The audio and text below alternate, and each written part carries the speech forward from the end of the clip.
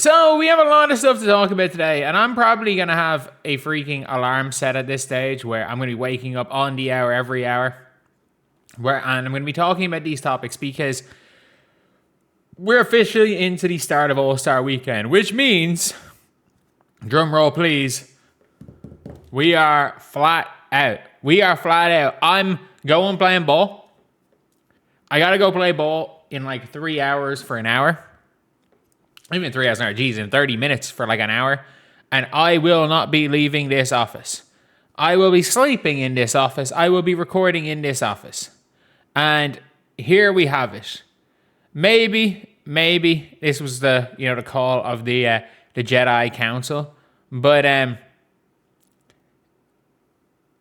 if you guys didn't see, Caitlin Clark's photographer, one of the, as far as WNBA photographers on social media and everything, this is one of the bigger photographers.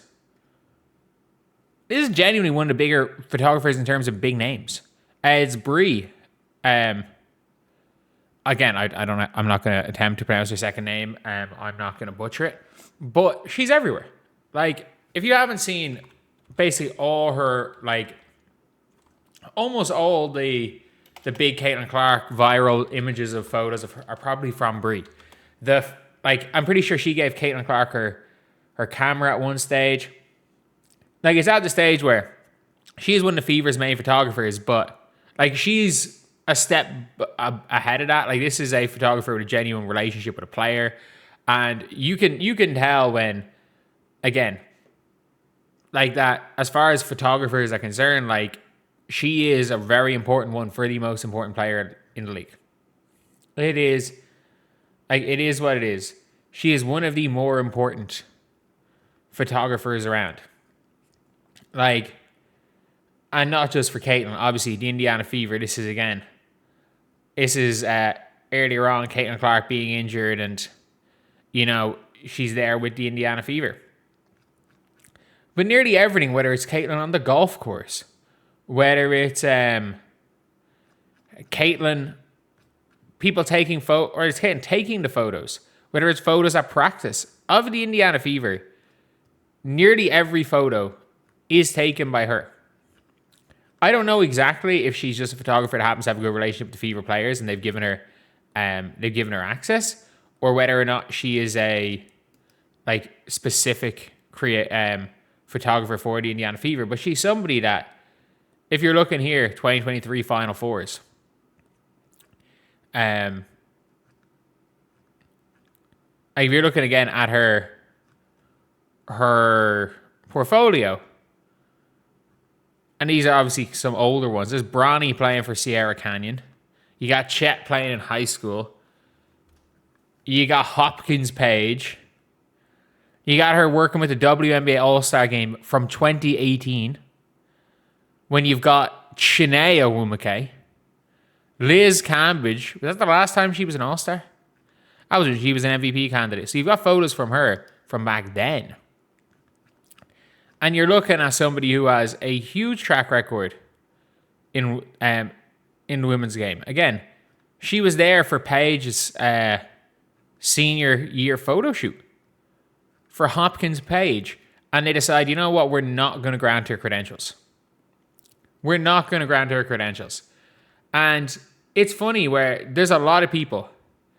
There are a lot of people when it comes to this scenario that are like, could this be the reason why Caitlin Clark didn't compete in the three-point contest? Or could this be retaliation? Caitlin's not competing in the three-point contest. We're not going to grant her favorite photographer credentials to work at this event. At the end of the day, I don't necessarily think this is the biggest deal in the world. But at the same time, it just feels odd. This just feels odd because, again, let's be very clear. The WNBA aren't going to refuse credentials from Nancy Armour, are they? Are they? And by the way, I'm going to remake that video. I made it yesterday and I'm like, yeah, I kind of missed the entire point going at her as an individual rather than talking about the wider consequences of that article. So I'm going to talk about that in another video, but like, you can see it here. The WNBA have one of their biggest, in terms of, I'm not going to say individual photographers, but in terms of well-known WNBA photographers, she is the most well-known of people that is their focus. And yes, obviously, there is a serious focus on Caitlin Clark when it comes to Brie. And I'm not going to pretend there's not. And I think to pretend there isn't is just lying about the situation. But that shouldn't matter. Like, she covers the Indiana Fever. And not only that, there are so many pictures of her, or there's so many pictures from her, as we saw, covering Hopkins Paige. Like, you've got it from 2025. You've got pictures of her with Paige. Like, she is, as a sports photographer, she has relationships with all these players. She is extremely popular. She's extremely popular with the Indiana Fever. Seems to be extremely popular with nearly every player. But obviously, the league just said nah. The league just said nah. I just said likely proximity to the problematic Caitlin Clark. She should have implied that Caitlin complained refs would get someone murdered, like real unproblematic credential WNBA media. Literally definition of marketing malpractice. She's one of the best sports photographers on the planet. And look, I'm going to be real. Like, I'm not well versed enough in sports photography to be able to make that statement. I'm just not. All I know is that she's damn good at her job and the players like her. She's damn good at her job. She covers the team. She covers the team who has the most All-Stars. That is a fact. The team that she is probably their main photographer, or the team that has the most All-Stars. Actually, no, Minnesota's 3 as well. The team that has the most All-Star starters, she is their main photographer. And not only that, she's been covering the WNBA for years. Again, 2021, she's at All-Star Weekend. So everything. There is no argument. There is no excuse for this. If you are the WNBA. Like, and again, I'm not going to give my opinion on it, but is at the stage now where because Caitlin, who is clearly friends with Brie, backed out of the 3-point contest, allegedly, because we heard from Breanna, Caitlin might not have even been asked to enter. Everyone's starting to say, oh, this is punishment for Caitlin. It's like, I don't know if that's the case. I hope it's not. I hope it's not the case, but I don't know. I think the WNBA fucked All-Star Weekend.